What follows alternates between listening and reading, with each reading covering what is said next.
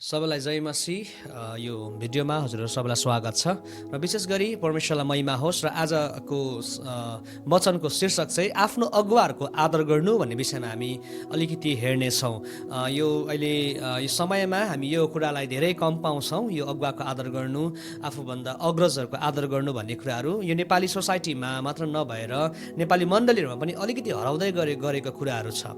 र विशेष गरी पावलले यसरी शिक्षा दिन्छ। पहिलो थेस्सलोनी 5को 12देखि लिएर 13मा पावलले यसरी शिक्षा दिन्छ, तर भाइ हो, हामी तिमीहरूलाई आग्रहपूर्वक बिन्ती गर्दछौँ कि तिमीहरूको माझमा परिश्रम गर्नेहरू जो प्रभुमा अगुवाहरू हुन् र तिमीहरूलाई चेतावनी दिन्छन् तिनको आदर गर। 13ले यसो भन्छ, र तिनीहरूका कामको खातिर तिनीहरूलाई प्रेम साथ अति उच्च आदर गर। तिमीहरू आपसमा मेलमिलापमा बस भनेर पहिलो थेस्सलोनी 5को 12देखि लिएर 13मा पावलले यसरी हामीलाई शिक्षा दिएको कुरा हामी पाउँदछौँ। यहाँ पावलले भन्दछ, भाइ हो है, आफ्नो अगुवाहरूको आदर गर। किन आदर गर भन्दाखेरि चाहिँ किनभने परिश्रम गर्नेहरू हुन् उहाँहरू, प्रभुमा अगुवाहरू हुन् उहाँहरू। तिमीहरूलाई जसरी चेतावनी दिन्छन् तिनीहरूको आदर गर, कामको खातिर तिनीहरूको आदर गर, अति उच्च आदर गरेर भनेर पावलले यहाँनिर हामीलाई बताउँदछ। थेस्सलोनीमा पावल आफैले पनि धेरै कष्ट भोगेको थियो।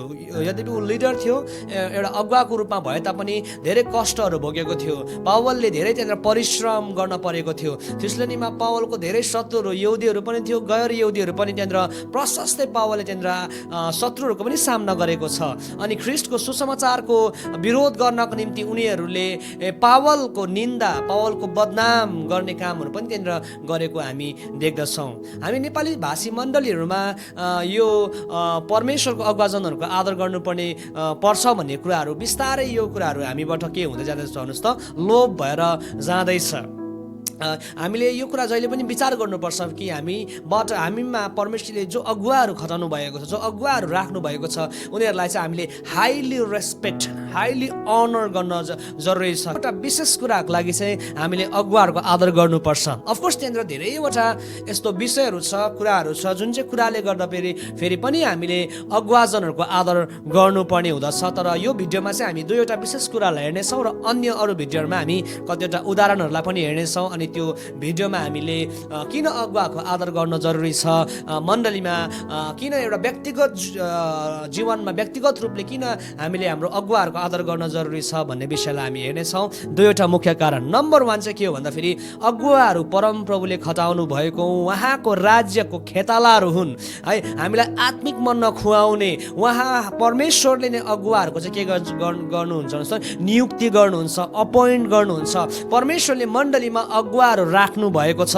आज मामाले बनाएको अगुवा होइन, काकाले बनाएको अगुवा होइन, आसेङले बनाएको अगुवा होइन, काकीले, बोजूले, बाजेले बनाएको अगुवा होइन, तर मण्डलीमा चाहिँ परमेश्वरले अगुवाहरू नियुक्ति गर्नुभएको छ। जसरी हामीले हेर्छौँ भने पुरानो नियममा परमेश्वरले अगमवक्ताहरूलाई नियुक्ति गर्नुभयो, राजाहरूलाई नियुक्त गर्नुभयो, पुजारीहरूलाई नियुक्त गर्नुभयो, लेवीहरूलाई परमेश्वरले नियुक्त गर्नुभयो। त्यसरी नै यो नयाँ नियममा जब हामी आउँछौँ भने परमेश्वरले पनि विशेष अगुवाहरूलाई मण्डलीमा विशेष जिम्मेवारी दिएर राख्नु भएको छ। त्यो जिम्मेवारी भेडाहरूको हेरचाह गर्ने, आत्मिक खुराक खुवाउने, आत्मिक मन खुवाउने। अनि दिनरात चाहिँ एउटा घरको बुबाले जसरी मेहनत गर्छ त्यसरी नै अगुवाहरूले आज मण्डलीको लागि, भेडाहरूको लागि, भेडाहरूको हेरचाहको लागि, पौष्टिक आहार खुवाउनुको लागि मेहनत कडी परिश्रम गरिरहेको हामी देख्दछौँ। यसैले पनि आज अगुवाहरूलाई चाहिँ परमेश्वरले अपोइन्ट गर्नुभएको छ।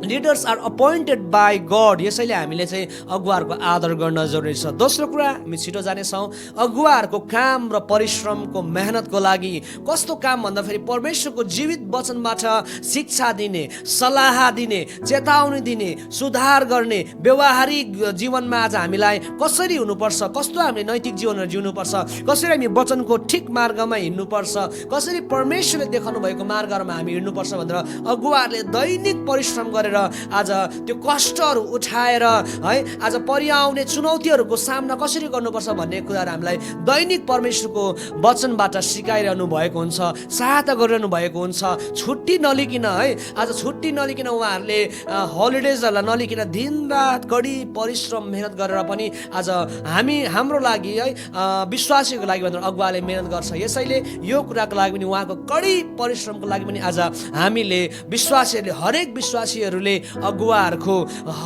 अगुवाहरूको आज सेवा गर्नुपर्छ, अगुवाहरूको हरेक विश्वासीले सहायता पुर्याउनुपर्छ भन्न चाहेको मैले। सहायता पुर्याउनुपर्छ, अगुवाहरूको आदर गर्न आज हामीले जरुरी छ।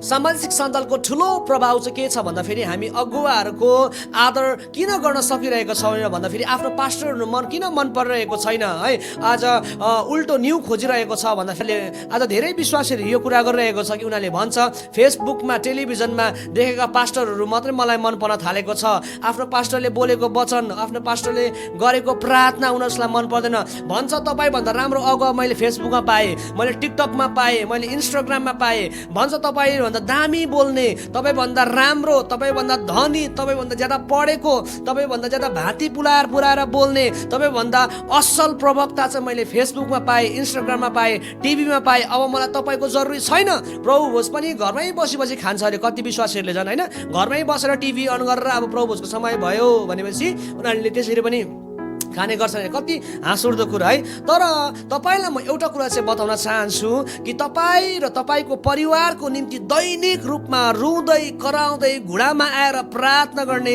चाहिँ तपाईँको अगुवा हो। तपाईँलाई साह्रो पर्दा, तपाईँलाई गाह्रो पर्दा, तपाईँको हरेक परिस्थितिमा, तपाईँको पारिवारिक समस्याहरूमा, आर्थिक कुराहरूमा, तपाईँको घरको हरेक सुख दुःखको कार्यक्रमहरूमा चाहिँ जब तपाईँलाई परिआउँछ नि तब तपाईँको निम्ति उभिने चाहिँ त्यही तपाईँलाई मन नपर्ने अनपढ, त्यही तपाईँलाई मन नपर्ने अशिक्षित, त्यही तपाईँलाई मन नपर्ने भाती पुराएर नबोल्ने, बोल्न राम्रो नजान्ने गरिब पास्टर नै तपाईँको निम्ति खडा हुन्छ।